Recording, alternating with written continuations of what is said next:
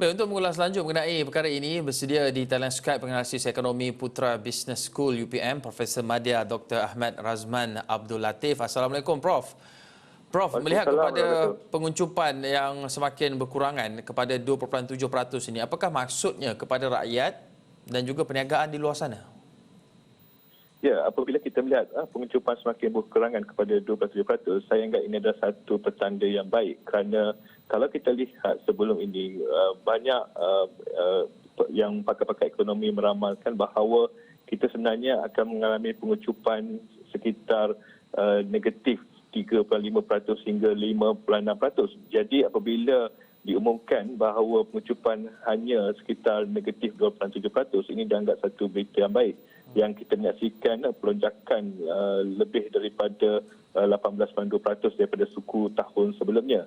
Ini bermakna bahawa ekonomi kita kembali pulih, makin mengembang dan banyak juga indikator ekonomi yang turut menunjukkan peningkatan positif. Kalau kita rujuk kepada indeks pengeluaran perindustrian, pada bulan September telah menunjukkan kali pertama pertambahan 1% atau 1% positif.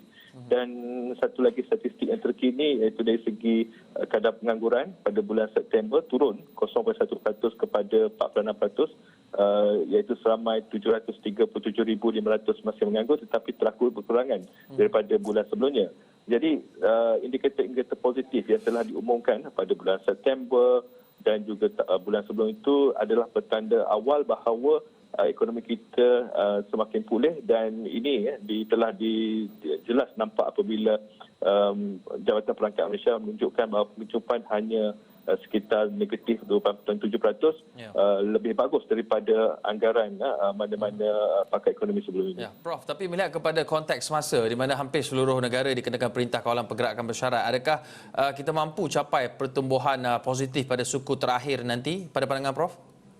Ya, ini memang bergantung kepada kemampuan kita untuk menangani pandemik COVID-19. Kita nampak kalau kita lihat di negara-negara ASEAN sebagai contohnya, negara-negara yang telah mengalami berjaya melandaikan lengkuk jangkitan COVID-19 seperti Singapura, seperti Vietnam, Thailand dan juga Taiwan. Sebagai contoh, Singapura baru ini melaporkan pertumbuhan KDNK pada suku tahun ketiga adalah 7.9% positif. Dan Vietnam 2.62% positif dan Taiwan 3.33% positif. Negara-negara yang berjaya menangani krisis kesihatan akan mencatatkan pertumbuhan positif KDNK. Oleh itu, jika kita mahu mencapai pertumbuhan positif pada suku terakhir nanti, amat penting untuk kita berjaya menangani penularan wabak COVID-19 supaya ia dapat meningkatkan keyakinan pembeli dan juga pelabur, dan pertumbuhan KDNK ini akan menjadi positif pada suku tahun keempat nanti. Prof, kalau kita lihat dalam statistik yang dikeluarkan, sektor pembuatan dilihat pulih sekitar 3.3%. Apakah faktor yang menyumbang kepada angka ini? Ya, walaupun sektor pembuatan bukanlah orang kata penyumbang utama, sektor perkhidmatan adalah penyumbang utama kepada KDNK, tetapi kita harus lihat bahawa di suasana banyak kawalan pergerakan perkhidmatan memang betul-betul terkesan dan pembuatan inilah dilihat sebagai penyelamat kepada ekonomi negara. Dan antara faktor penyumbang ini kita lihat banyak peningkatan dari segi Malaysia memang terkenal sebagai negara peluar produk elektrik, elektronik dan negara-negara seperti negara dagang utama seperti Amerika Syarikat dan China masih lagi menjadi orang kata penyumbang ataupun pembeli barang-barangan elektronik kita. Dan juga kita juga disebabkan kita punya kepelbagaian barangan komoditi termasuk minyak sawit, perprosesan makanan dan sebagainya, dan kita lihat harga minyak sawit pun agak tinggi sejak ke belakang ini. Dan inilah sebenarnya yang menyumbang kepada peningkatan positif sektor perbuatan. Prof, kalau kita lihat perbelanjaan pengguna akhir swasta ini merosot 2.1% dan melihat keadaan sekarang ini, kita sebenarnya memang bergantung pada ekonomi domestik. Jadi pada pendapat Prof, adakah Prof melihat bantuan tunai yang diumumkan sebelum ini akan mengambil masa untuk merangsang penggunaannya? Ya, memang kalau kita lihat sebenarnya bantuan ataupun suntikan fiskal secara langsung kepada rakyat memang sepatutnya merancakkan lagi aktiviti ataupun transaksi perniagaan dan meningkatkan lagi konsumsi ataupun perbelanjaan rakyat.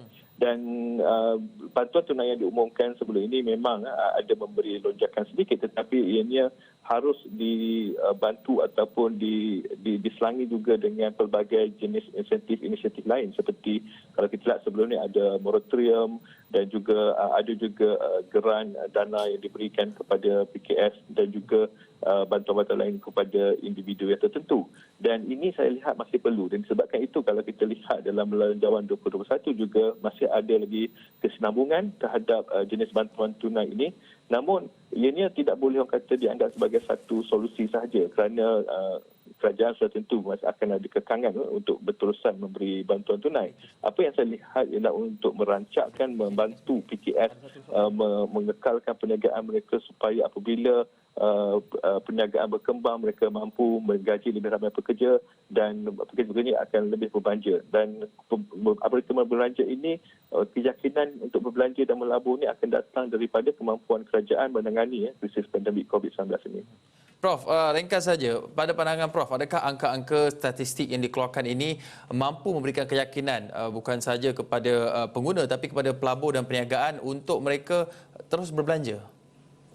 Ya, apabila kita lihat statistik terkini, kita sudah dapati Bursa Malaysia sudah menyaksikan kemasukan pelabur asing membeli equity tempatan. Sebelum ini pelabur asing tidak masuk, mereka malahan keluar daripada pasaran saham tempatan dan ini telah terbalik. Sekarang ni mereka sudah mula-mula masuk melabur di dalam pasaran saham tempatan. Oleh itu saya nampak angka-angka ini memang akan mula memberi keyakinan kepada pelabur, bukan sahaja pelabur tempatan, malahan pelabur luar negara untuk kembali melabur di negara kita.